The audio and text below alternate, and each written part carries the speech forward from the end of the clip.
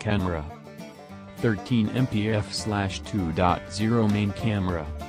8MP wide-angle selfie cam. The Sony Xperia L2 comes equipped with a 13MP f/2.0 main camera, which is a more than respectable-looking spec for a budget phone. Sure enough, it's possible to get some nice results, provided the shooting conditions are ideal. In such perfect situations you'll grab reasonably detailed shots with accurate colors, and even a pleasantly natural-looking depth of field effect if you've framed things a certain way. We also like the way Sony's camera UI would reliably lock onto objects with a flexible box out when you touch them. However, as any photographer knows, conditions are rarely ideal.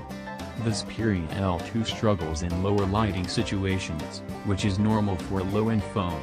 It also doesn't deal with movement particularly well, as we noted a fair amount of blur on the slow-walking subject even in daylight conditions.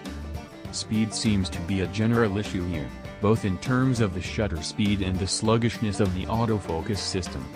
You need to really carefully frame your shots, holding the phone perfectly still.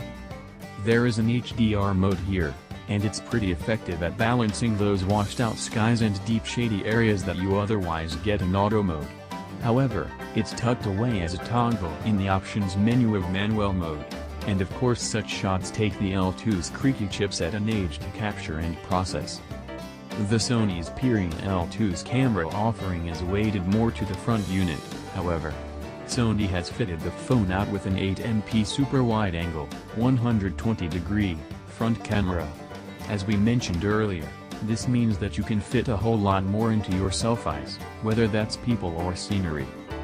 The downside to this component is a slight fisheye effect, which is particularly pronounced when you have buildings or some other straight-edged man-made structure in the background. We're not sure why the abomination that is the soft skin effect is turned on by default, either. Unless you really want to look like a mannequin in all your shots.